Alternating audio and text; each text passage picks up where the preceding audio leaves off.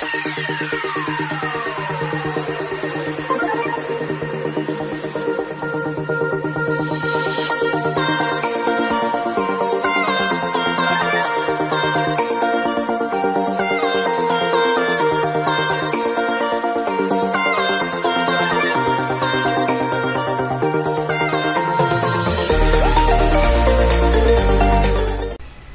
everyone, I'm Teacher Margie.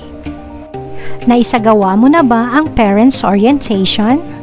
Sa video na ito, ibabahagi ko sa inyo ang Parents Orientation na ginawa ko. Bakit nga ba mahalaga ang Parents Orientation?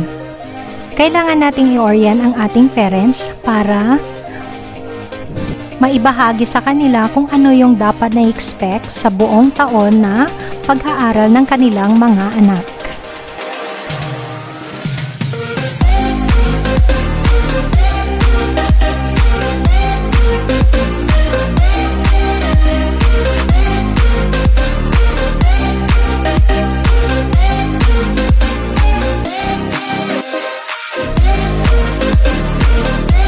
Tatalakayin nyo rin sa Parents Orientation yung mga classroom rules and others, classes schedule, at syempre yung grading system.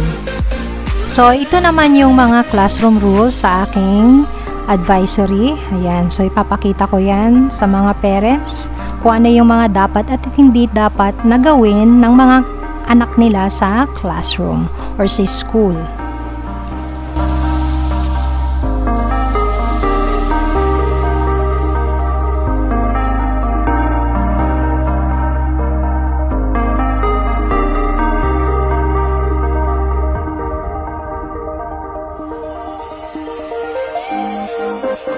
And narito rin yung mga schedule of cleaners, kung anong araw yung mga or group ng mga anak nila.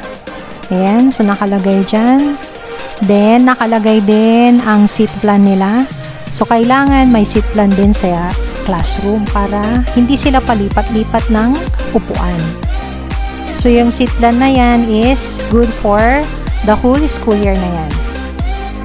Papakita ko rin kung ano yung grading system. So, saan kinukuha yung mga grades ng bata? So, syempre, sa written works, performance tasks, and quarterly assessment. So, yan, mga explain ko yan para alam nila kung paano ginigradean ang kanilang anak.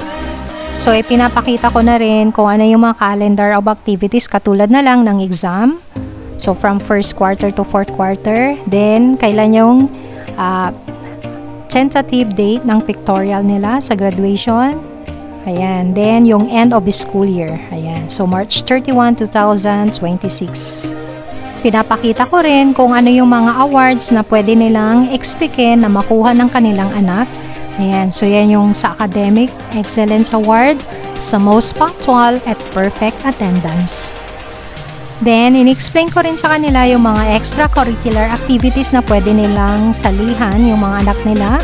Katulad na lang sa journalism, quiz bee, or sa mga sports. Ayan. So, sinasabi ko na kung sila ay nanalo, automatic din sila na merong award sa graduation. So, hindi rin na kakalimutan itong i-orient sa parents kasi ito yung mga documentary requirements kapag nagpapa-enroll, katulad na lang ng PSA birth certificate. Katulad ngayon, meron tayong DepEd Order number 17 series of 2025. Ayan, so PSA birth certificate na po tayo na kailangan nilang ipas until 31st of October. So, kung hindi naman nila maipasa agad, meron pa silang pwedeng ipas na mga secondary documents katulad na lang ng nasa screen. Ayan. So, base pa rin yan sa DepEd Order number 17 series of 2025. Yan yung bagong enrollment policy na inilabas ng DepEd. So, dapat nating tandaan na ang talagang ipapasa is the PSA birth certificate na until October 31 ngayong taon.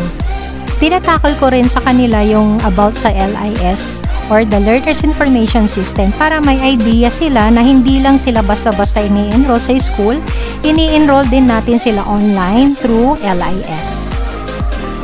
At sinasabi ko rin sa kanila na ito yung official na enrollment nila sa school na pinapasukan ng bata.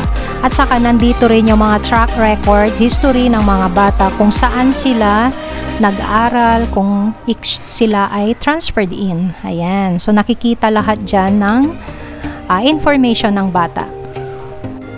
Tinatalakay ko rin about sa LRN nila, yung Learner's Reference Number ng bawat bata, yung kanilang anak na meron silang mga number na kailangang tandaan at yun yung ginagamit nila kapag nagpapa-enroll sa school.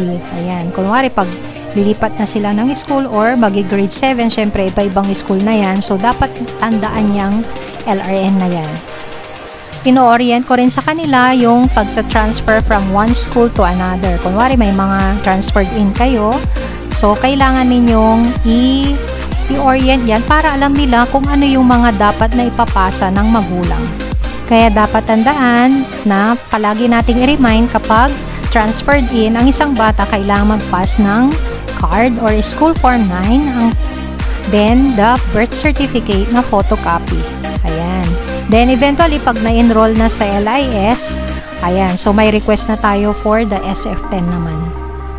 So, in case na meron kayong transferred in na galing sa private, so, ipinapakita ko rin ito, yung sa unsettled financial obligation. Siyempre, hindi rin maiwasan kung minsan na may mga learner tayo na may financial account pa sa ibang school, katulad na lang ng private school. Ayan. So, ano yung mga dapat nating gawin? So, kung transferred in ang iyong anak at galing sa private, tapos may unsettled account, kaya hindi nire-release ang card, kasi kailangan natin ang card. So, pagsasignin ka ng advisor ng undertaking na kailangan nung maisubmit yan within 30 calendar days. Ayan. So, yan yung protocol tungkol dyan sa mga unsettled account na hindi makapagbigay ng mga document katulad na lang ng card or SF9 or SF10. Ayan. Bakit nagkakaroon ng temporarily enrolled na bata? Dahil doon sa sinasabi ko na hindi niya may provide yung card or SF10 ng bata. Ayan. So, may mga financial obligation pa sila sa dati nilang school, katulad na lang sa private. Kasi sa public naman, free. Ayan. So, ang gagawin na lang is makipag-usap sa magulang, then, dapat isettle nila yung mga financial obligations nila para maibigay o maipass nila yung mga documents na kailangan ng anak nila sa school. Ayan. So, ayan, sinasabi ko rin tungkol sa mga nagta-transferred out naman, yung lumalabas ng school na at nilipat ng ibang school.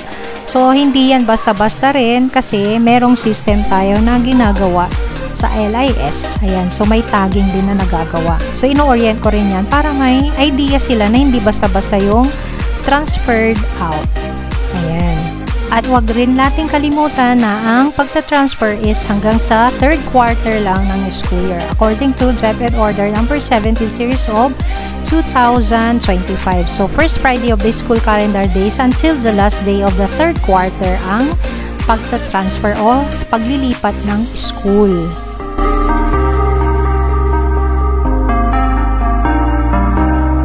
Sana nakatulong itong video na ito para makapag-orient na rin kayo sa inyong mga magulang. Maraming salamat!